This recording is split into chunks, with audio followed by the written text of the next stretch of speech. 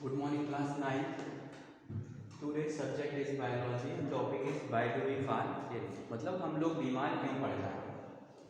इस चैप्टर में हम लोग को बीमारियां और हेल्थ से रिलेटेड कॉन्सेप्ट समझना है कि जैसे हम लोग सभी लोग समझते होंगे कि कभी कभी कुछ खा लेते हैं तो पेरेंट्स कहते हैं नहीं वो नहीं खाओ, उससे बीमार पड़ जाते हैं।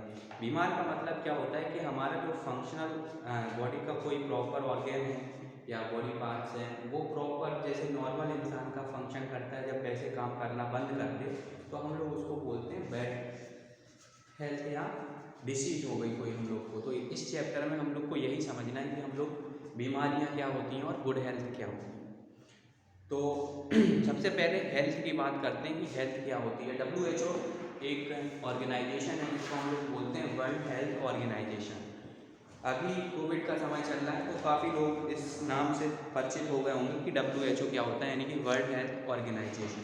पढ़ते हैं इस चैप्टर को, क्या क्या हम लोग को पढ़ना है। सबसे पहले देखो इस चैप्टर में हम लोग को पढ़ना कौन कौन से टॉपिक हैं।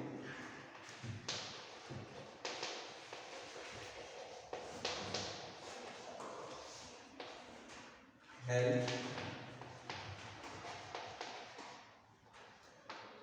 Personal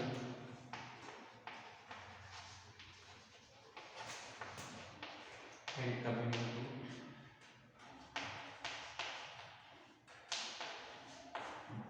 issues, disease,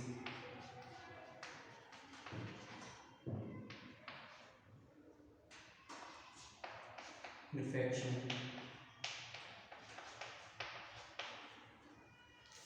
infectious disease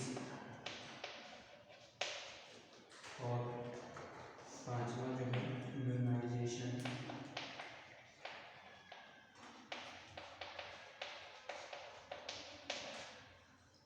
उसके बाद पल्स पोलियो प्रोग्राम।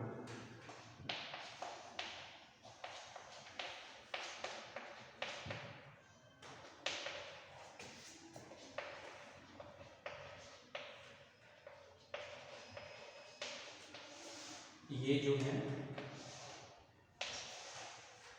6 चीजें इस चैप्टर में हम लोग को समझनी है। 6 टॉपिक हैं। पहला हेल्थ क्या होता है, दूसरा पर्सनल एंड कम्युनिटी इश्यूज क्या है, तीसरा डिसीज, चौथा इन्फेक्शियस डिसीज कौन कौन सी होती हैं, पांचवा इम्यूनाइजेशन क्या होता है और छठे नंबर पर पोलियो, सभी लोग परिचित होंगे, पल्स पोलियो प्रोग्राम के बारे में समझना है। तो सबसे पहला टॉपिक इस चैप्टर का आज हम लोग स्टार्ट करने जा रहे हैं, व्हाट इज हेल्थ। समझते हैं कि हेल्थ क्या होता है।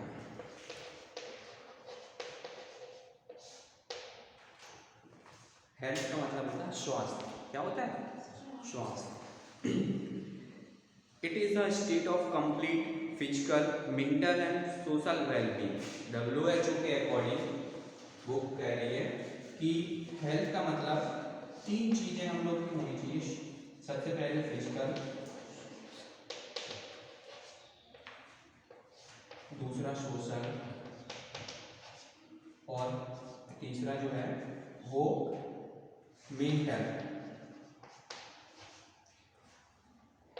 स्वास्थ्य जो है, एक अच्छा स्वास्थ्य या स्वस्थ व्यक्ति की पहचान क्या होती है कि उसको फिजिकल यानी कि जो हम लोग देख रहे हैं उसका बॉडी स्ट्रक्चर उस रूप से वो कंप्लीट होना चाहिए। फिजिकल कोई भी उसमें डिसऑर्डर नहीं होना चाहिए। दूसरा नंबर है सोशल, यानी कि सामाजिक रूप से वो प्रिपेयर होना चाहिए। सपोज डेट एक हम लोग सोसाइटी में रहते हैं, सोसाइटी में सभी लोग जो डस्टबिन होता है उसमें अपना कूड़ा डालते हैं और कोई पर्सन वो है वो रोड पे ही फेंकने लगे तो हम लोग के माइंड में क्या आएगा कि वो पर्सन हेल्थी नहीं है, यानी कि उसको कोई ना कोई प्रॉब्लम है समाज से, वो नहीं चाहता है कि दूसरे लोग भी अच्छे रहें, यानी कि कोई प्रॉब्लम हो उस पर्सन को हम लोग हेल्थी पर्सन नहीं बोल सकते। तीसरा टॉपिक होता है मेंटल। मेंटल का मतलब होता है मानसिक रूप से प्रिपेयर होना चाहिए। जैसे कभी कभी हमारी लाइफ में कई सारे ऐसे पहलू आते हैं कि हम लोग उसमें नहीं सोच पाते हैं और गलत डिसीजन ले लेते हैं, या कई सारी चीज़ें हम लोग सोचने पर विवश हो जाते हैं, नहीं उनको फिर भी उनका कोई रिजल्ट है नहीं निकाल पाते हैं, दूसरे से डिस्कस करते हैं। तो WHO के अकॉर्डिंग, जिसको बोलते हैं वर्ल्ड हेल्थ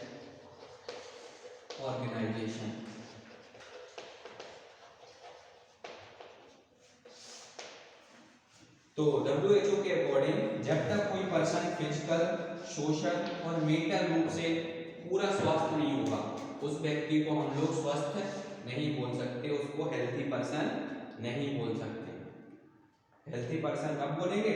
जब वो फिजिकल रूप से अच्छा हो, मानसिक रूप से अच्छा हो और सामाजिक प्रिपरेशन हो, यानी कि सोशल, समाज में तालमेल अच्छे से, कम्युनिकेशन बिठा पा रहा है अपना, उसको ही हम लोग हेल्थी पर्सन बोलेंगे। इसीलिए आप लोगों ने देखा होगा कई सारे ऐसे एग्जाम होते हैं जो ए और बी ग्रुप के होते हैं, उनमें इंटरव्यू रखा जाता है। क्यों?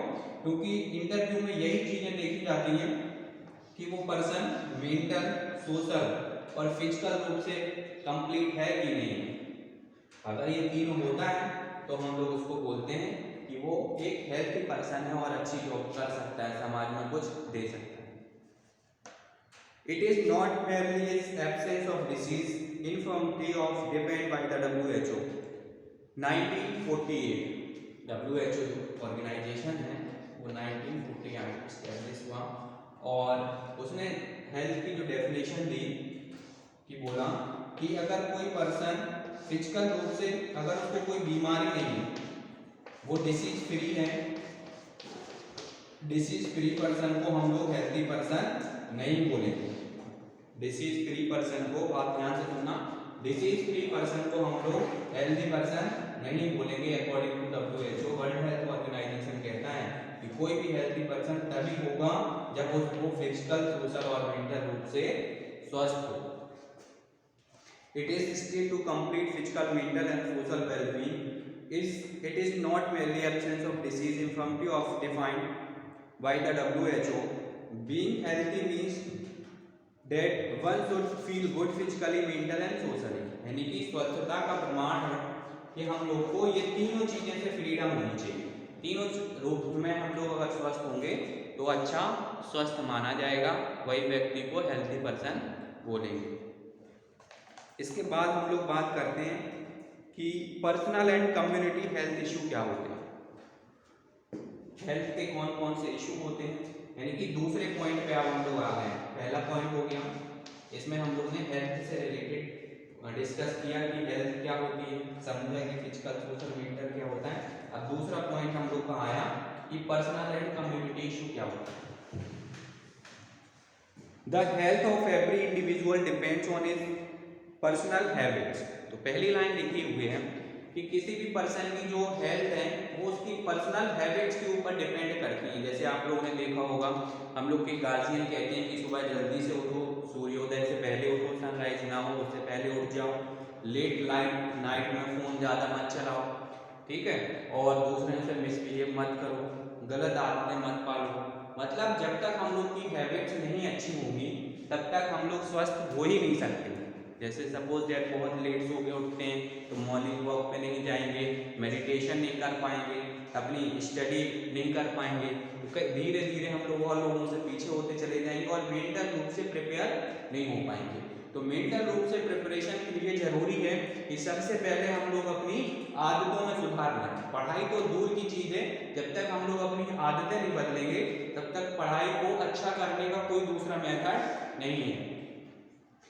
वही लिखा है, this health of every individual depends on his personal habits. Personal habits का मतलब हमारी खुद की आदतें। Economic status and physical environment. Economic status का मतलब हम लोग के पास एक अच्छा सा घर होना चाहिए। घर का मतलब एक निवास स्थान होना चाहिए जिससे हम लोग जो एटमॉस्फेयर चेंजमेंट है उससे बच सकें। और फिजिकल एनवायरनमेंट का मतलब एक ऐसे वातावरण में रहें जो खुद भी स्वस्थ हो और हमें भी स्वस्थ रखे। जहाँ हम लोग रह रहे हैं वहाँ साफ सफाई होनी चाहिए, गंदगी में नहीं रहना चाहिए। सभी लोग जानते हैं कि गंदगी में रहें तो जर्म्स, बैक्टीरिया, कई सारी चीज़ें हम लोग को प्रॉब्लम क्रिएट कर सकती हैं। Personal health refers to the overall well being of an individual. Personal health का मतलब होता है सारी चीज़ें हम लोग की परफेक्ट होनी चाहिए। Human beings live in communities, therefore the health of the community is also an important factor of individual health. यानी कि हम लोग एक ऐसे समाज में रहते हैं, उस समाज में हम लोग जहाँ रह रहे हैं वो वातावरण साफ सुथरा होना चाहिए, अच्छे लोगों से बातचीत होना चाहिए, अगर अच्छे लोगों से हम लोग कांटेक्ट में रहेंगे तो हमारी हैबिट्स ऑलरेडी चेंज हो जाएंगी, हमारी आदतें अच्छी आदतों में चेंज हो जाएंगी। और अगर हम लोग बुरे समाज में रहते हैं या बुरी कम्युनिटी में रहते हैं, बैड कम्युनिटी को हम लोग एब्जॉर्ब करते हैं या वहाँ रहने की कोशिश करते हैं, तो हमारी जो आदतें हैं वो डे बाय डे चेंज होती चली जाएंगी, अच्छी आदतें बुरी हैबिट्स में चेंज हो जाएंगी। तो सभी लोग मतलब फ्रेंड बनाए तो अच्छे फ्रेंड बनाए, जिससे क्या है हम लोग का जो वातावरण है, जो एटमॉस्फेयर है वो चेंज हो जाए।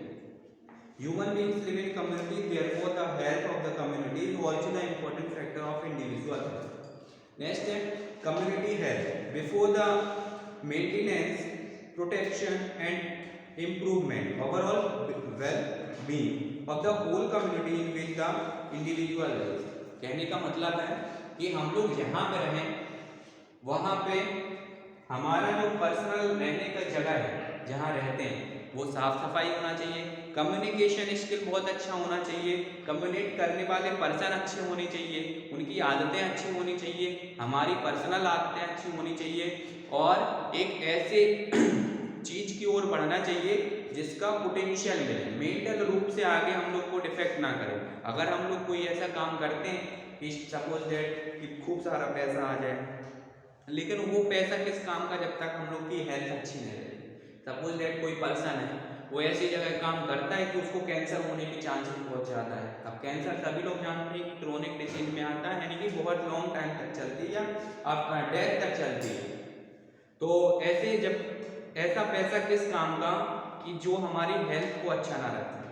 फैक्ट्री में काम करते हैं या कहीं पे काम करते हैं और ऐसी जगह उठते बैठते हैं कि जहाँ पे हमारे शरीर को नुकसान होता है, तो हम लोग को ऐसी चीज़ बिल्कुल नहीं करनी चाहिए पैसे के चक्कर में जिससे हमारे हेल्थ के ऊपर डिफेक्ट हो या हेल्थ के ऊपर कोई भी इफेक्ट पड़े। बैड इफेक्ट में चेंज होने से पहले हम लोग को अपनी हैबिट चेंज कर लेनी चाहिए। उसके बाद नेक्स्ट टॉपिक है factor affecting on and individual health. कौन कौन से फैक्टर होते हैं?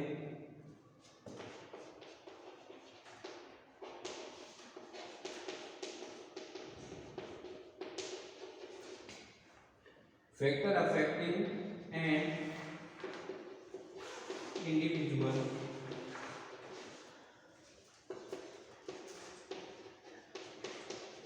हेल्थ, वो कौन कौन से कारक हैं जो हमारे हेल्थ को अफेक्ट करते हैं? अफेक्ट का मतलब होता है प्रभावित करता है। पहला लिखा हुआ है social environment,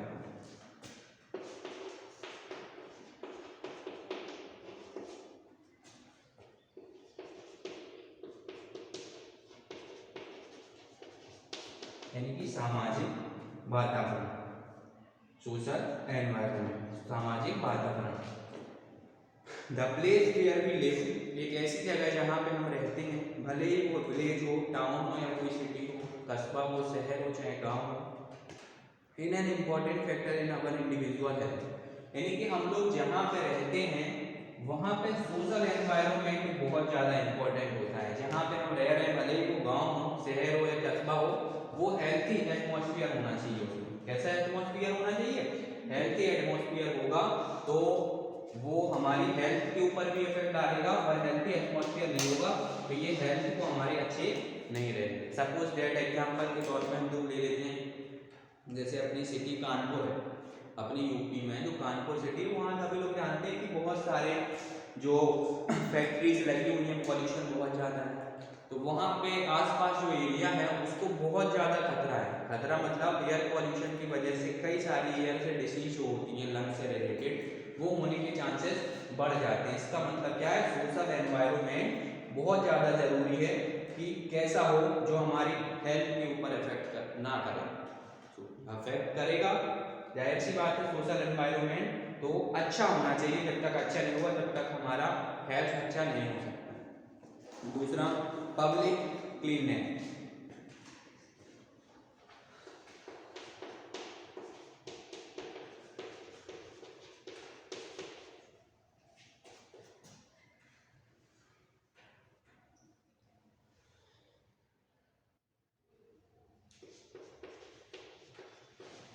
public cleanness cleanness का मतलब क्या होता है कि स्वच्छता, साफ सफाई, यानी कि पब्लिक सफाई। जो सोशल जगह है जहाँ पे हम लोग रह रहे हैं, अगर गंदे लोगों के, अगर कोई लोग पर्सन जो हैं वो कई फंगस या कोई ऐसी बैक्टीरिया वाली डिसीज से हैं उनको, और उनके साथ हम लोग रह रहे हैं, उठने बैठ रहे हैं, तो वो हमारी हेल्थ को बिल्कुल अफेक्ट करेगा। इस वजह से पब्लिक क्लीननेस बहुत ज़रूरी है। जहाँ हम लोग रह रहे हैं वो लोग साफ सफाई वाले होने चाहिए, यानी कई सारे दिनों तक नहाते नहीं हैं, गंदे कपड़े पहने हैं, तो उनके साथ अगर हम लोग उठेंगे बैठेंगे तो उनकी कई सारी डिसीज जो इन्फेक्शियस डिसीज हैं, आगे हम लोग पढ़ेंगे कौन सी इन्फेक्शियस होती हैं, कौन सी बैक्टीरियल होती हैं। तो अभी जो इन्फेक्शियस डिसीज होती हैं वो कई सारे चांसेस बढ़ जाते हैं कि वो हमारी हेल्थ को अफेक्ट करेगा। तीसरा पॉइंट है good economic condition and jobs.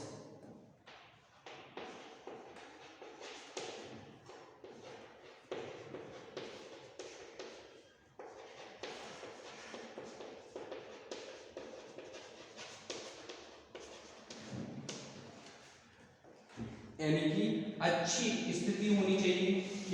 क्यों ये फैक्टर बना?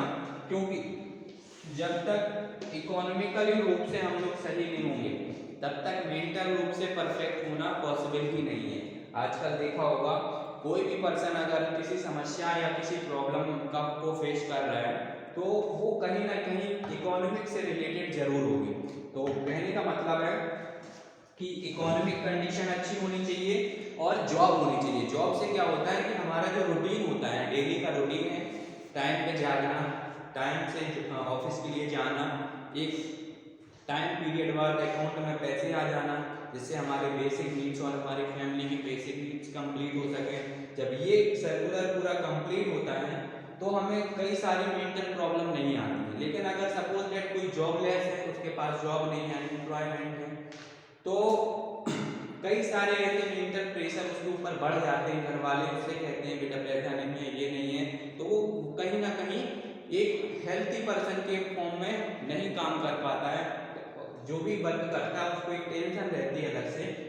तो कोशिश करनी चाहिए कि अपनी हैबिट्स में चेंज करेंगे, पढ़ाई की तरफ रुझान करेंगे तो जॉब लगेगी, और जॉब लगेगी तो इकोनॉमिक अच्छा हो जाएगा, जो कि हमारी हेल्थ के ऊपर इफेक्ट नहीं करेगा। फिलहाल जो फैक्टर है वो भी एक कहीं ना कहीं है good economic condition and jobs.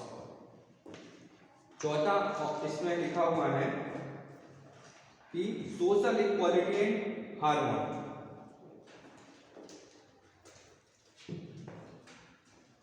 Social equality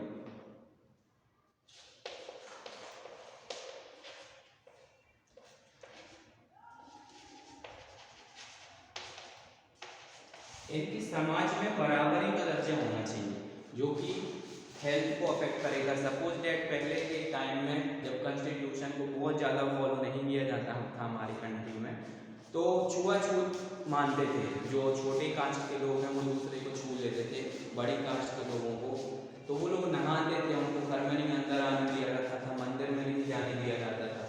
तो ये सारी चीज़ें उनकी हेल्थ पे, मेंटल हेल्थ पे प्रेशर करती थी। वो कहीं ना कहीं इस चीज़ से जूझते थे कि ऐसा क्या हम लोगों ने कर दिया, क्योंकि राइट टू इक्वालिटी तो हमारे कॉन्स्टिट्यूशन में दिया गया है, तो फिर भी हम लोग फॉलो नहीं करते थे।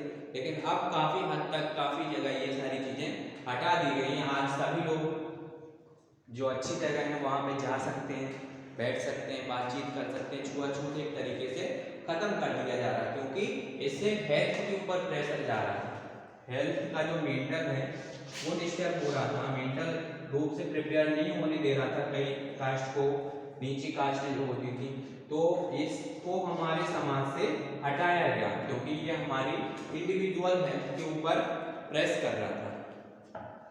इस तरीके से आज हम लोगों ने पढ़ा कि हेल्थ क्या होती है, गुड हेल्थ क्या होती है, पर्सनल एंड कम्युनिटी इश्यूज पढ़े कि कौन कौन से पर्सनल इश्यूज होते हैं, कौन कौन से कम्युनिटी इश्यूज होते हैं, जो कि बोर्ड पे लिखे हैं। Social environment, personal cleanness, good economic condition and jobs and social equality. आगे हम लोग को इस चैप्टर में पढ़ना है कि व्हाट इज डिसीज। डिसीज का मतलब होता है बीमारी। दो तरीके की पढ़नी है हम लोग को, इन्फेक्शियस डिसीज पढ़नी है और नॉन इन्फेक्शियस डिसीज पढ़नी है कि कौन कौन सी इन्फेक्शन वाली होती है, कौन कौन सी इन्फेक्शन वाली नहीं आती है। जैसे कि कोल्ड जो है वो इन्फेक्शियस में आएगा। HIV वायरस जो है जो एड्स में, एक्वायर्ड इम्यूनोडेफिशिएंसी सिंड्रोम, इसका जो वायरस होता है HIV, इस बारे में हम लोग को पढ़ना होगा। तो ये हम लोग डिसीज में आगे वीडियो में डिस्कस करेंगे। फिलहाल आज हम लोग ने ये डिस्कस किया, अगले वीडियो में आगे डिस्कस करेंगे।